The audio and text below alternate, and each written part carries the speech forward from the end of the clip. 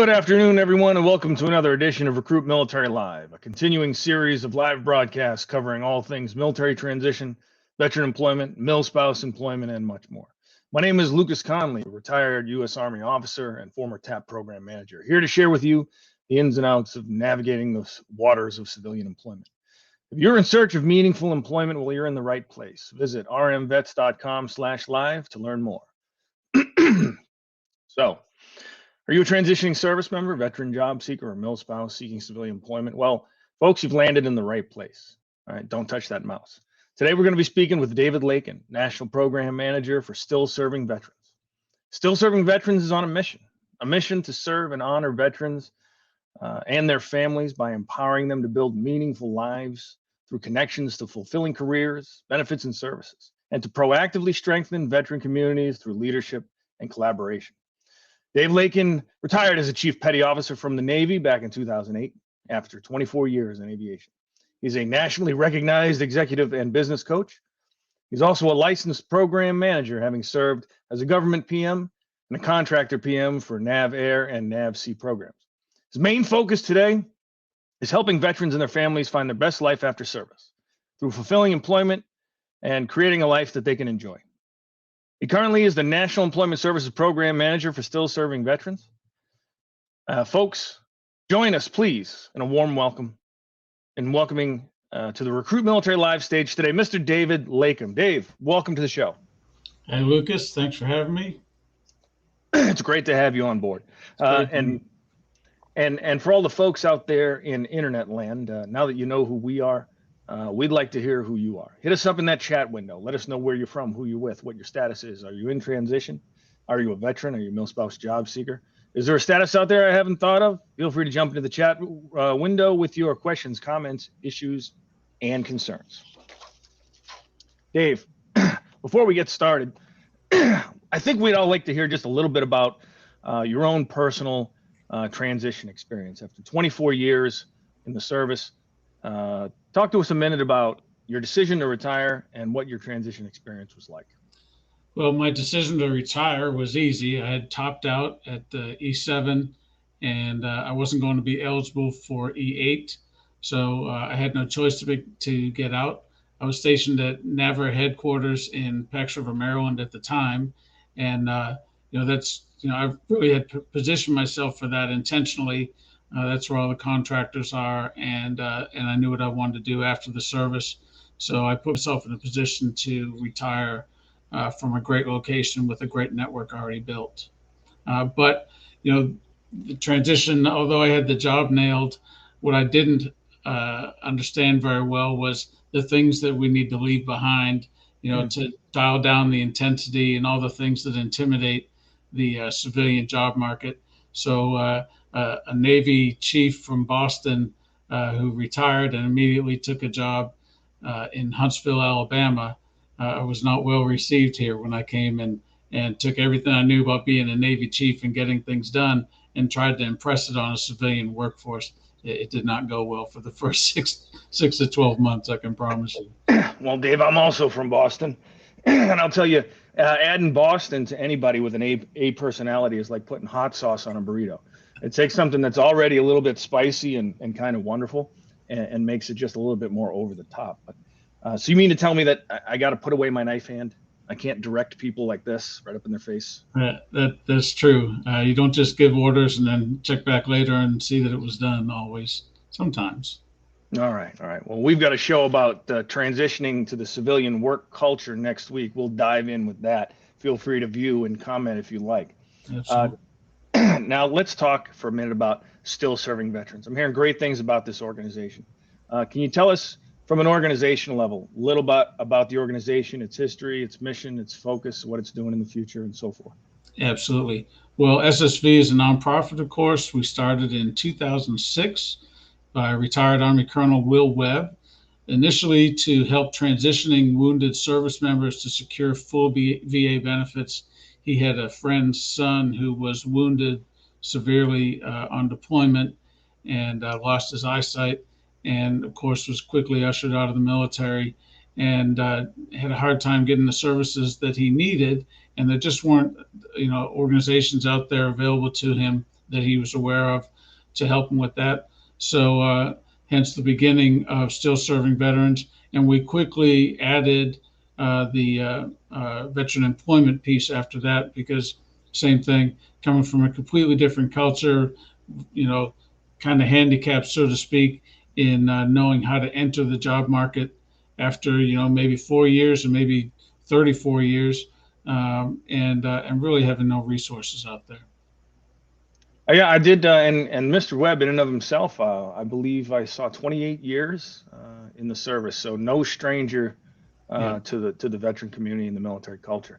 Now, you alluded there to the job search, and that is for many folks one of the biggest, if not the biggest, hurdle to leap. Can you talk with us a little about the career and transition services that SSV provides and the impact that it's had on the veteran population over the years?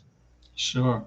Well, of course, that's the section that I work in, and we have a great team here, both in Huntsville and down in Phoenix City, Alabama, outside Fort Benning. Together, last year we got over 1,052 veterans new jobs to have them have a more fulfilling life and better be able to, provide for their families. Um, we do that by helping with resume writing and targeting, by teaching various courses we'll talk about here soon, I imagine. But really, what makes us different, I think, is that we want to have that personal one-on-one conversation with folks in, where are you now? When do you get out? What are your skills? A lot of people come out of the service and they're just, this is the thing the service taught me how to do, so this is what I have to do for the rest of my life, whether I like it or not. And we want to help have a conversation that eases them into in the civilian world, doing something that they can love for the rest of their life, but also, be successful early on instead of having that 2-3 jobs in the first couple of years, which is typical for veterans. I'd imagine a lot of folks come to you not just with job search concerns, but a whole variety of stressors and challenges and tension. It's got to be good to know that the person on the other end of the phone or at the other end of the desk is a service member. What, if any, issue, concern, or challenge stands out the most as being the one you see, in more cases than not with our veterans? Well, that there's a loss of identity coming out of the service. They're so used to having this unit wrapped around them that is focused on everybody's success all together. Go take that hill, kind of a thing. We're all going to do it together, sink or swim. I got your back. I know you got mine. And when you come out of the service, it's just you. And not only is it just you often, but it's just you doing this thing that you have no experience in how to do in an environment that you don't have any experience in how to do it. And that's, we like to be self-sufficient and do things on our own, but it's okay in that instance to ask for help and say, look, I realize this is not my forte. I have no experience in this. Can you guys help me? And here at SSV, at least, we are all, my team here in Huntsville, we are all retired military. We have been there and done that. A requirement to have this job is to have been through the transition, of course, but successfully, and have held a job in civilian world before you came here, SSV, because we got to be able to let them know that, look, we've been where you are, we've done what you're going through, and we're absolutely here to help. And we've all received follow-on training in how to be great counselors and how to recognize signs of concern that maybe we need to bring in professional counseling, or give additional resources in that area. In addition to the formal training we've had on how to write resumes and how to navigate USA Jobs and all the various aspects of the veteran job search. Awesome, yeah. And I know for me, the cultural shift was pretty amazing. And I remember on just one particular incident, doing a shift changeover at a particular job. I was doing shift work, and the fellow that was supposed to change over with me just flat out didn't show up. And I thought to myself, hey, what's going on?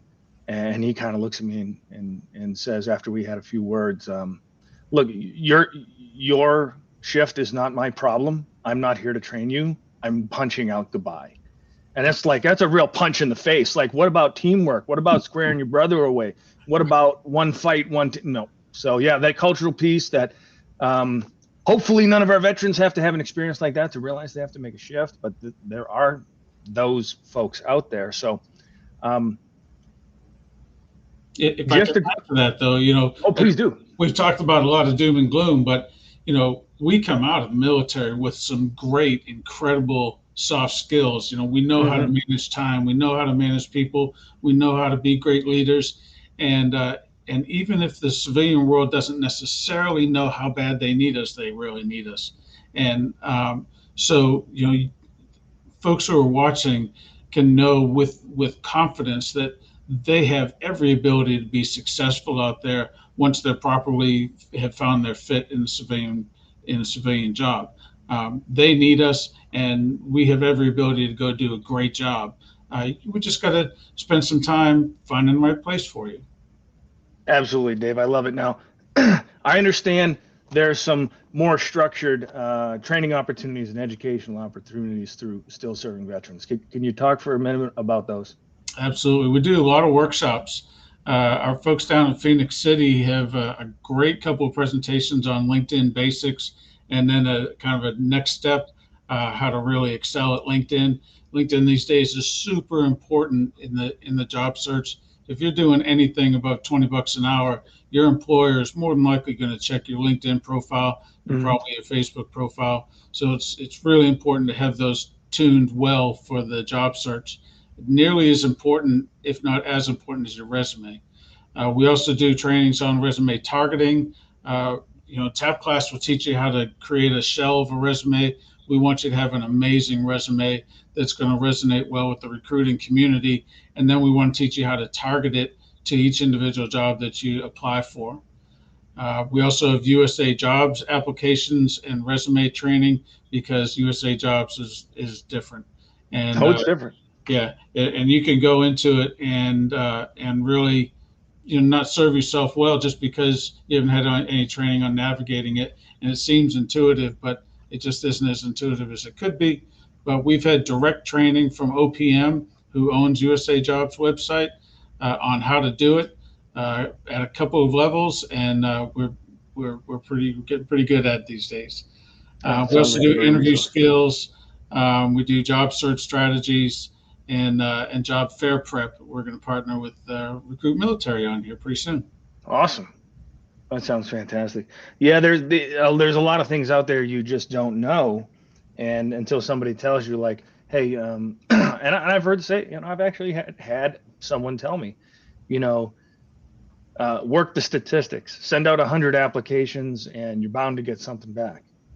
It doesn't work. It took me, I don't know how many hours and how many applications and how many, days of just sitting behind my desk and hitting send and typing my information just to suddenly realize that doesn't work. And you have to know how to, like you said, target your resume. Yeah, absolutely. And that's, if I had one piece of advice, it'd probably be that start early. Nowadays we see folks coming to us 18 months prior to their terminal leave date. And that's great, because that gives them the long roll into writing a resume well and researching the areas that they want to live in. A lot of folks just want to go back home. But if you want to go back home and you want to be an IT guy, systems administrator or something, then you got to research the job market back home and make sure that that you're going to be able to get a job there. You might have to rethink, where you want to land at once you get out of the service. The certifications, sometimes there's great certifications that you can pick up in a year and a half, 2 years prior to getting out. And we've really, given the opportunity and the advanced conversation in those areas, we want people to have every advantage for that. Skill bridge programs, a lot about that. Uh, Hmm. the skill bridge programs, you can get into a skill bridge program 6 months before you get out and get some great training in the civilian world. And not only it's more than just the training into the job; it's learning what it's like being in that civilian environment, how Yep. people speak to each other, and how a chain of command works, and all of it, how to dress every day. That was my hardest thing. Was we wear 3 uniforms in the Navy, and every area you wear one uniform. And when I got out, I just found myself asking my vice president all the time, "All right, we got a meeting today. What do I got to wear for that meeting?" But Yeah, he's probably looking at you to going, Dave, I don't care what why you don't wear. you But I know that mean, it's closed? yeah, but I mean, if you showed up in shorts and flip flops, he'd start caring, right? Right? Yeah. Even though I'm Navy, it's not like Air Force dressed for the golf course, and Army Marine Corps you dress for digging ditches, but Navy gets complicated, right? So we Well, the Navy's already confusing. I mean, nobody has a title that anybody understands. The ranks are totally different. The stripes are upside down. that's right. You Yeah, know, the uniform was taken off of a Cracker Jack box. I don't get it, Dave. I tried I'm a my job Navy guy. for AEC jobs in Huntsville, and just there aren't any. So I think you really hit on a point that a lot of people don't understand, or at least don't pay too much attention to. Is location is so important, right? And you would think it would click for a lot of people that they joined the military because they didn't have a greater opportunity where they were, and then they're going to go back home to that place, and it's like, well, didn't you just leave there because there was nothing there, and now you're going to go back there? Think for a minute about what you're doing. If you're trying to do something in oil and gas, you probably want to be somewhere near the Midwest where there's some oil and gas action going on. If you're looking to get huge into tech, maybe you ought to think about the West Coast. But if you're thinking you're going to go back to Greene County, North Carolina, and get a 6-figure job at a Fortune 500 company, it's not happening. It's just not there. my wife and I just did a week-long trip back to New England, and we intentionally spent 2 nights in my hometown, North Andover, Massachusetts, 26 miles north of Boston.